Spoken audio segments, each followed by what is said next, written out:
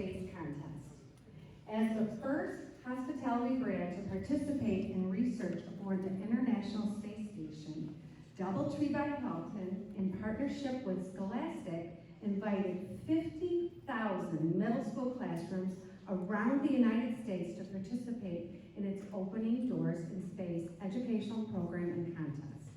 Students were encouraged to think creatively about how to innovate long-term space travel to make it more comfortable and hospitable.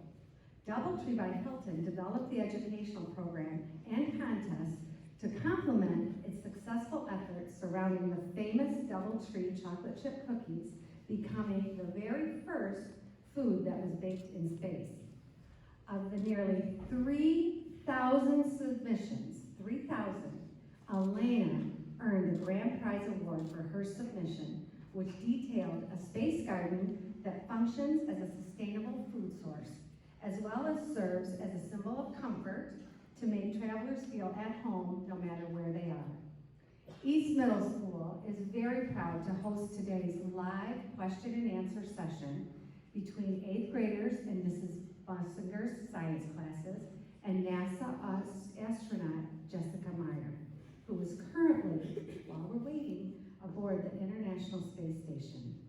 Thank you, Mrs. Bussinger, for making this awesome opportunity available to your science students. We look forward to hearing the questions your students have prepared for astronaut Meir. Before we begin with our program, I would like to invite Congressman Dan Kildee to the podium. Welcome, Congressman Kildee.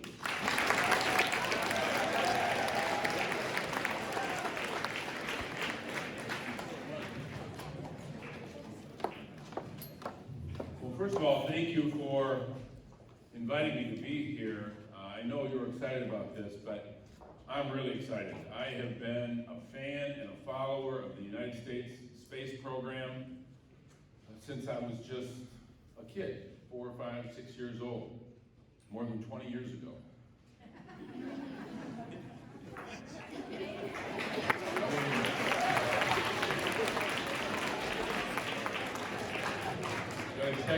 Gonna check your math grades if you think that it was only 20 years ago. This is really cool. I'm excited about it. I'm excited to actually see this link.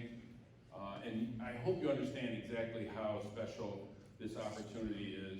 And I know you know who you have to thank for it. Alayna, thanks for coming up with the great idea. I'm sure it's the first of many great ideas that you'll come up with. And Mrs. Bussinger, thanks for inspiring students to think the way that these students do. The space program is really important to us. It continues to push our country forward. Many of the greatest discoveries, scientific discoveries that we've experienced in the last 50 years or more have been because of the commitment to the space program. It's something that I support as a member of Congress because of the scientific discovery and the way it advances our society, but also because it's consistent with who we are. We have always been explorers. We've always been looking around the bend to see the next big thing. And whether it's the work that these astronauts are doing, maybe to go back to the moon or even to go to Mars, no matter what the goal is, we know that the path that goal takes us on will make us more interesting, more inquisitive people, and will continue to unlock incredible discoveries, scientific and technological discoveries. This is a really cool experience. I'm really happy that you invited me to be a part of it. Congratulations to the school and to all of your teachers and leaders, and especially to the students. This is a great day. Thank you all.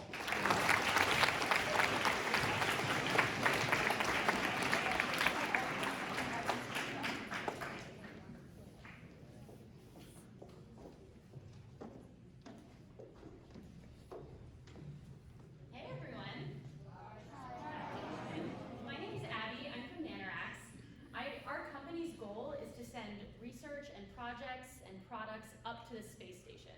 You can sort of consider my company like the FedEx of space. We work really closely with NASA, and we are so excited to bring this opportunity to you guys here today. Who here is familiar with the International Space Station? Does anyone know how big it is? It's the size of a football field. So imagine a football field in space, It's orbiting at about 17,500 miles an hour. That's a lot faster than your cars, a lot faster than planes. The astronauts see sunrise and sunset every 90 minutes while they're in space. It's a pretty incredible view. They spend their days doing really important research in microgravity to help us better understand our history in the universe as a species, as a planet, and to making new discoveries in things like medicine, materials, food, and more. The astronauts reheat food in space, but they've never cooked anything from the raw. So my company got to build an oven for space. But your ovens at home generally work with convection, so right, hot air rises, cool air falls. That doesn't work without gravity, so we had to build a special oven that worked just for space. And the Doubletree cookie was the perfect item to test for bands. You've heard the calls to Houston from space. She's worked there. She's worked on the space shuttle, and now she's been living and working on the International Space Station. And she recently completed the first ever all-female spacewalk. So when they go outside the International Space Station and float around and do repairs in those giant space suits. So we're coming up on our time. We have just a few minutes. Are you guys excited to call the space station?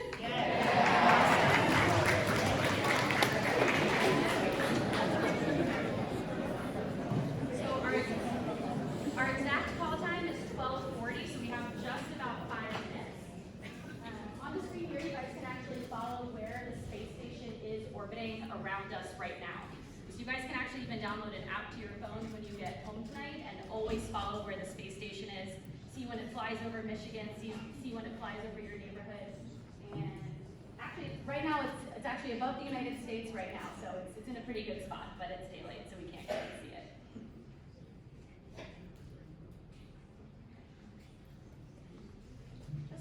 Does anyone have any questions before we do the download? Yeah. So, how does is it the same time up there as it is in here almost? That's a great question. They operate on Greenwich Mean Time, so it's sort of the centralized time we use for all space travel, because we have astronauts from Russia, from Europe, from the United States, and they don't get the circadian rhythms that we get with sunrise and sunset every day, in the morning and at night. So they have special lights on the space station now that helps mimic the sunlight and the sunset so they can become more used to it. But they operate on that standard time.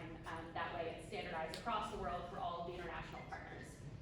The International Space Station truly is international. We work with Japan, Russia, Italy, Germany, obviously the United States, all over the world. And so we all get to work together and live and work in space.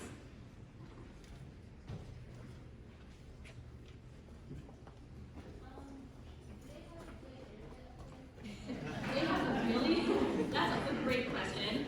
The space station was actually built so long ago because it's been assembled through space shuttle launches, and it really started in the 80s and 90s with these concepts coming together. So it started with Ethernet cables, which I feel like none of you guys probably even have those types of computers at home where you plug into the wall to get your internet. But now they've got great Wi-Fi, and the way we're actually calling the station today is through Skype.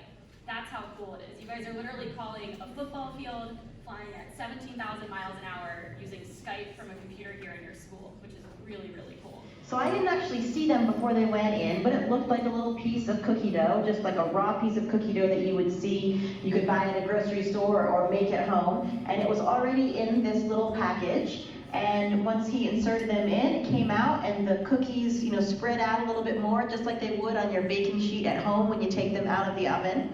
And they turned a little bit darker in color as well, just like you would expect from a baking cookie on the ground.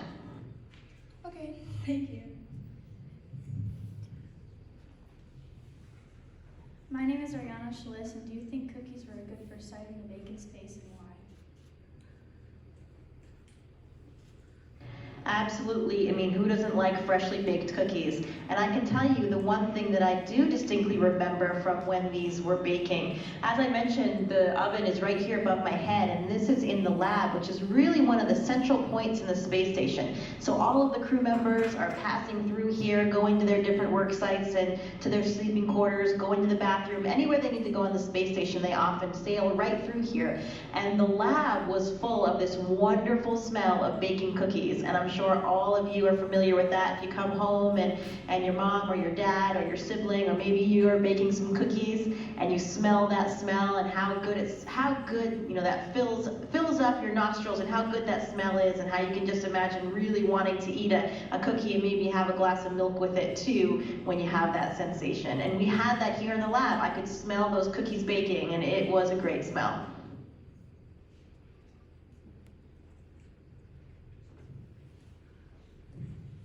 My name is Lanice Chilton, and in what ways did baking a fresh cookie make the ISS feel more like home?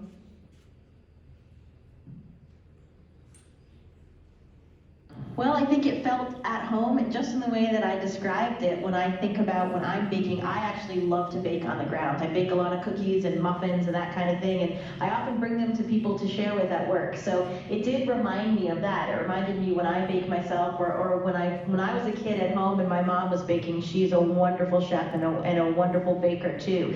So that did, smelling that aroma of something fresh that was baking in the oven here on the space station really did make me feel at home. Hello, my name is Steve McDonald, and when you're on the ISS, what things from Earth do you miss most? You know, people ask me a lot about what I miss on the space station, and the answer actually is nothing. I really don't miss anything up here. You know, of course, it would be nice to see my family and friends, and I thought that I was really going to miss the outdoors. I love being outside. I love nature, hiking in the trees or skiing in the winter. And of course, it would be great to do that. You know, when I look down, especially right now in the winter, and I see all the snow, I think about skiing, and that would be great. But it doesn't really, it's not the same as if I really am missing anything. I think that is because we're up here in this really unique, exceptional, very, very special environment, and it's totally alien. Everything is different than anything you've ever experienced in your life. So you can imagine if you're at home and you're sitting on the couch, and let's say cookies, for example, you were never going to have a cookie again. You probably would miss the cookies. But if you're in a totally different environment that you're not used to having, you know, anything up here, because everything is so new and different, I think that's one of the reasons why I don't really miss anything. Everything up here is so exceptional, so unique, so beautiful. The things that we get to experience and see, looking down on the Earth, going out for a spacewalk, all the different scientific experiments that we participate in up here. There's so much exciting stuff going in all the time that it's hard to miss anything else. All right, thank you. My name is Taylor Fields, and my question is, in what ways do you think hospitable touches like baking can improve space travel?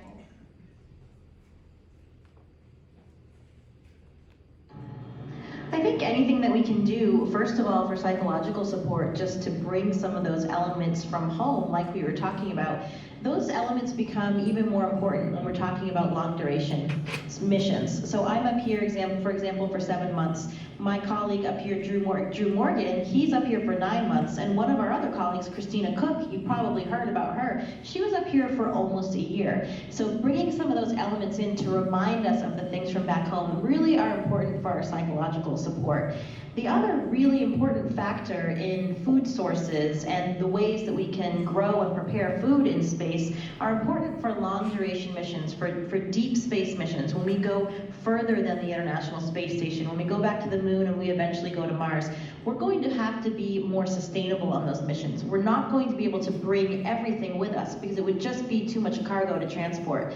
So some of the things that we're doing up here are looking at some sustainability of future food production systems that we might use for those deep space exploration missions. For example, another thing that we had up here, perhaps a little bit healthier than cookies, we were actually growing Mizuna lettuce, a type of very, very tasty lettuce, kind of has that strong mustardy taste and flavor. And I love eating salad and lettuce on the ground. And so we were actually growing that up here for several of the first months of my mission. We had 2 different harvests, and we were evaluating the growth of those plants under 2 different wavelengths of light, one which was more red, one which was more blue, and also different fertilizers in the root mat. Because, like I just mentioned, it's going to be very important to be able to grow and provide a food source for these deep space missions. And that also had a lot of psychological impact. Just like the smell of freshly baked cookies, it was really satisfying for me to be able to take care of those plants, to see something alive and growing up here. You know, everything else that we have is packaged food. We don't don't have plants, we don't have nature around us up here. So that was a really critical part of the experiment, was seeing how the interactions of growing and taking care of those plants, watering them every day, having the sensation, the texture of the plants, and then even getting to eat them at the end of the experiment as a salad, that did a lot for our psychological impact as well. I am Alayna, and how did you get up to the ISS and how long have you been there?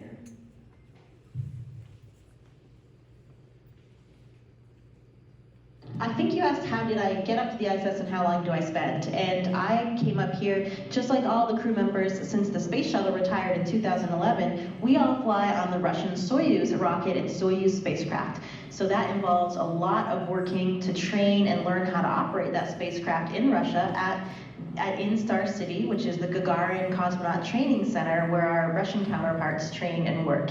And that was an amazing experience. I spent a lot of time in Russia living and working with them and learning how to co-pilot the spacecraft. And we launched up here from Baikonur, Kazakhstan, where their launch site is for the Soyuz. We arrived on the space station about 6 hours, and we actually have weekly family conferences with our loved ones, and we can even rotate through different people if we want.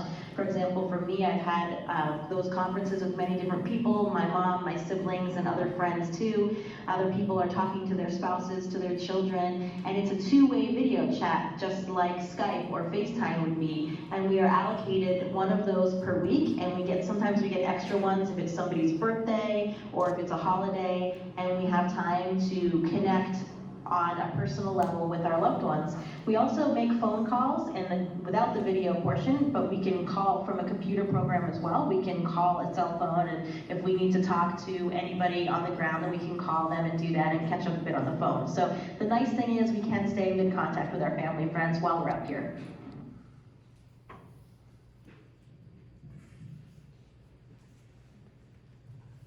Hello, my name is Taylor, and how do you decide you want to be an astronaut? Did you know when you were a kid, and if you were an astronaut, what would you be?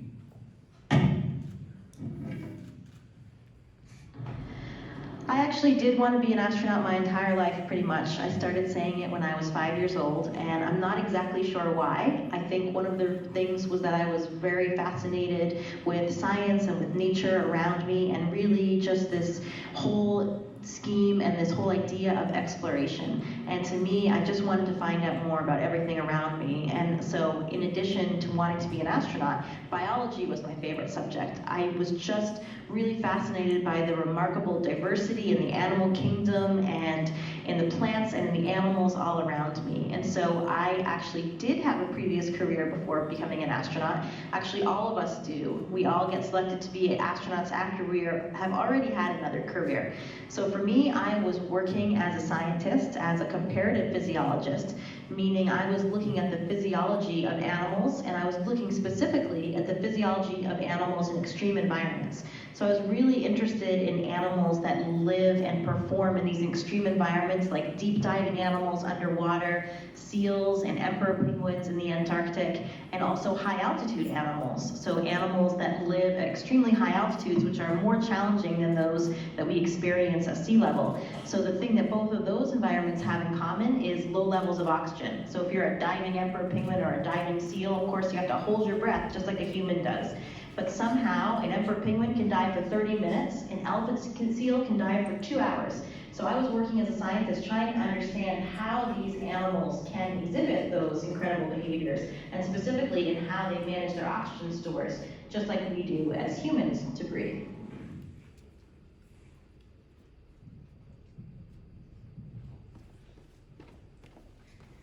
Hi, my name is Emily Gage, and when do you think normal people or non-astronauts will be able to visit space?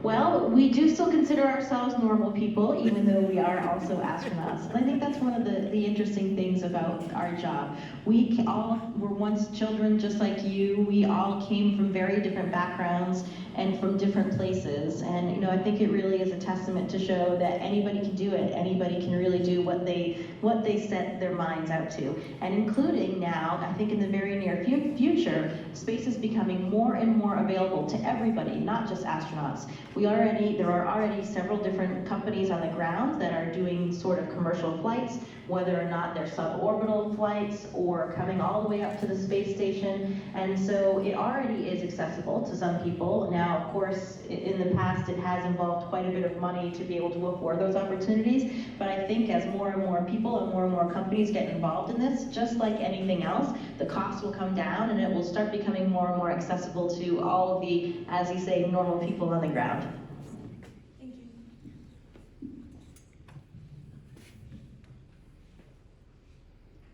Hi, my name is Danny Prosh. Does your technology work the same in space as it does down here on Earth, or is it different?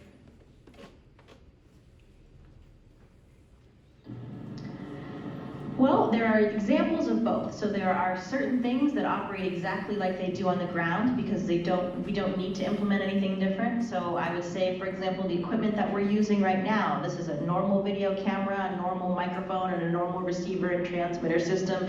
We're using satellites to send these signals down to the ground, and all of that is really the same kind of technology that is used on the ground. But then there are differences as well because there are some factors that are unique up here in microgravity when we don't have the element of gravity that drives everything on the ground. And an example for that is this zero-G oven that we were talking about today. So there are certain types of ovens on the ground called convection ovens that use fans to really maximize convection. I'm sure all of you have learned about what convection is in school, but of course it is just this natural movement of air that we have on Earth because hot air rises, as I'm sure you've heard, and that creates a natural flow of air as the hot air rises, and you have this cycle of moving air. Now, up here with microgravity, there is no convection because hot air does not rise without gravity. So one of the things that the zero-G oven relies on, it's basically using electrical heating elements to generate everything that the oven needs to operate. So those electrical heating elements are providing the heat for this oven, and it's heating up to 350 degrees, which is pretty typical for what you would use for baking on the ground. Thank you.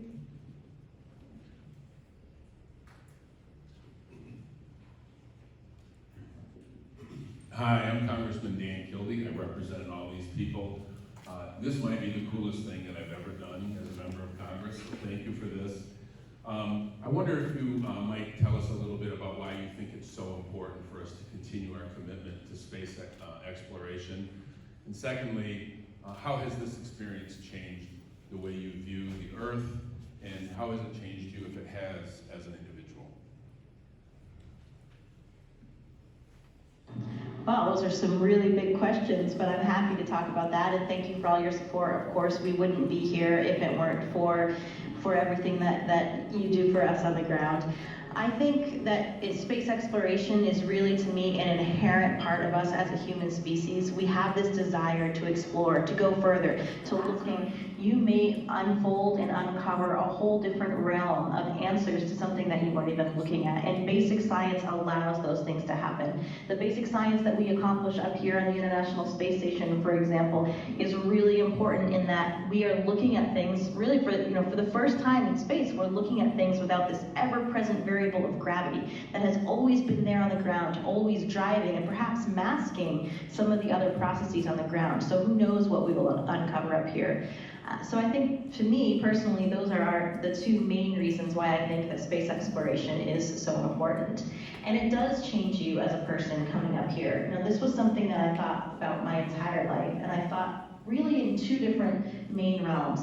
I've heard it described to me from previous astronauts that have flown up here, and the impact that it has when you look back on the Earth for the very first time with your own eyes. That was quite a profound result during the Apollo missions when humans first went to the moon and first looked back on our planet from the outside. And that was really pivotal in one way for starting the environmental movement. When humans looked back and saw this very thin band of the atmosphere around the Earth and realized how special and unique our home planet was, and that we do really need to protect it. We need to take care of the atmosphere, we need to take care of the land masses and the water, our oceans, all of it. It's very special and fragile. And I think when you look back on the Earth with your own eyes and you see that, you see this fragile blue ball down there in its entirety with everything you know, every experience you've ever had, every place, every person is down there in its entirety. It really does give you a profoundly different feeling for your place in it. And that's really the second main role to me, other than realizing how precious our planet is. It's realizing really how insignificant we are as humans,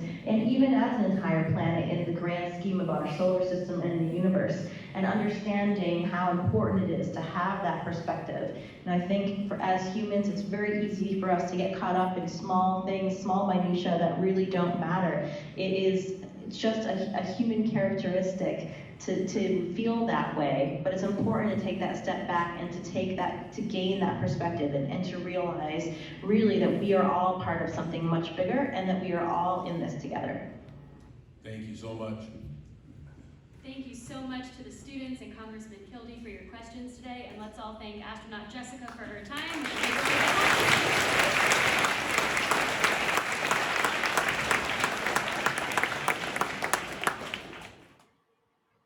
Station, this is Houston ACR. That concludes our event as we count down to 20 continuous years of humans living and working on the International Space Station. Thank you. Thank you to all participants from East Middle School. Station, we are now resuming operational audio communications.